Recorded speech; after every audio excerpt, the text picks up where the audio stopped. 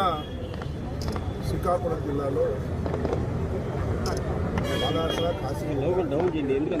ప్రాంతంలో ఒక ప్రైవేట్ వెంకటేశ్వర స్వామి దేవాలయంలో ఏకాదశి సందర్భంగా పెద్ద ఎత్తున భక్తులు రావడం, ముఖ్యస్లాట జరగడం, దానిలో 9 ప్రాణాలు పోవడం చాలా దురదృష్టకరమైనటువంటి సంఘటన.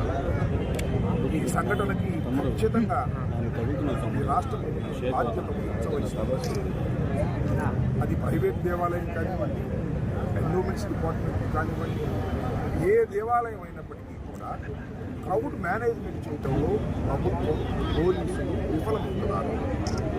ఇది కొత్తగా విఫలమవుతున్నటువంటి మొదటి అంశం కాదు. సాక్షాత్తు శ్రీ శ్రీ శ్రీ వెంకటేశ్వర స్వామి దేవాలయంలో వైకుంఠ ఏకాదశి సందర్భంగా టికెట్లు పంపిణీ సందర్భంలో గత ఈ సంవత్సరం జనవరిలో 6 మరణించారు. అంతేకాదు, సింహాచలం చందనోత్సవంలో 8 మంది గోడ కూలి మరణించారు. మళ్ళా ఇవాళ వెంకటేశ్వర స్వామి దేవాలయంలో ఒత్తిడిలో మరి 9 మంది మరణించారు. ఖచ్చితంగా ఈ ప్రభుత్వం క్రౌడ్ మేనేజ్ చేయడంలో, ముఖ్యంగా దేవాలయాల్లో ఫెయిల్ అవుతున్నది. ఇదేం కొత్త కాదు. చంద్రబాబు నాయుడు గారు ఎక్కడికి వెళ్ళినా ఇలా క్రౌడ్ మేనేజ్మెంట్ చేయడంలో పోలీసులు విఫలమవుతున్నారు. దానికి ప్రధానమైన కారణం ఏంటంటే, ఒకటి, వారి దృష్టి క్రౌడ్ మేనేజ్మెంట్ మీద లేదు. పోలీసులు జాగ్రత్త తీసుకోవాలనే ఉద్దేశంతో లేరు. పోలీసులు తప్పుడు కేసులు పెట్టి ఏ విధంగా వైఎస్ఆర్సీపీ మీద కక్ష తీర్చుకోవాలనే దృక్పథంతో పోలీసు వ్యవస్థ మొత్తం పనిచేస్తుంది. కర్మ డ్యూటీస్ అన్ని మానేశారు. అదొక కారణం. రెండవది, దేవుడి కోపం వచ్చి ఉండొచ్చు. ఎందుకంటే చంద్రబాబు నాయుడు గారు దేవాలయాల్ని అడ్డం పెట్టుకొని జగన్మోహన్ రెడ్డి గారిని, వైఎస్ఆర్ కాంగ్రెస్ పార్టీ మీద బురదల్లే కార్యక్రమాలు చేస్తున్నారు. తిరుపతి ప్రసాదంలో ఎంత అన్యాయం అండి!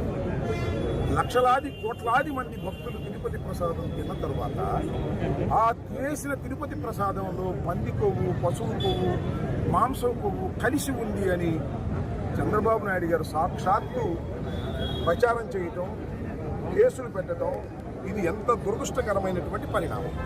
ఇలాంటి పరిణామాల వల్లనే చంద్రబాబు నాయుడు గారు చేస్తున్న పాపాల వల్లనే ఈ విధమైనటువంటి మరణాలు సంభవిస్తున్నాయనేది మా అభిప్రాయం.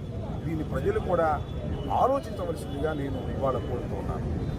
దానికి నిరసనగా వారి ఆత్మకు శాంతి కలగాలని, ప్రభుత్వం చేస్తున్నటువంటి ఈ కార్యక్రమాలని ఏదైతే క్రౌడ్ మేనేజ్మెంట్ చేయడం విఫలమవుతున్నాయో దాని గురించి ఈ రోజున రాష్ట్ర వ్యాప్తంగా కొవ్వొత్తుల ప్రదర్శన శాంతియుతంగా చేయడం జరిగింది.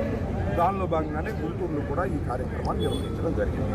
ఇప్పటికైనా ప్రభుత్వం బుద్ధి తెచ్చుకుని ఇలాంటి ప్రమాదాలు జరగకుండా తగు చర్యలు తీసుకుంటారని భావిస్తున్నాను. మన రాష్ట్రానికి నిజంగానే ఒక దరిద్రం పట్టుకున్నట్టుంది. ఎందుకంటే ఈ సంవత్సరంలోనే 2025 జనవరిలో ఏ విధంగా తిరుపతిలో జరిగిందో మనం చూస్తున్నాం. అలాగే సింహాచలంలో ఏప్రిల్లో జరిగింది. అలాగే ఇప్పుడు మరి నిన్న జరిగిన సంఘటన నిజంగానే బాధాకరం. ఆ కుటుంబాలకి నిజంగానే దేవుడు మనోధైర్యం ఇవ్వాలని, అలాగే వాళ్ళ ఆత్మకి శాంతి కలగాలని, ఎవరెవరు చనిపోయారో వాళ్ళ ఆత్మకి శాంతి కలగాలని కోరుకుంటున్నాను. ఈ కూటమి ప్రభుత్వం వచ్చిన తర్వాత కేర్లెస్నెస్ వల్ల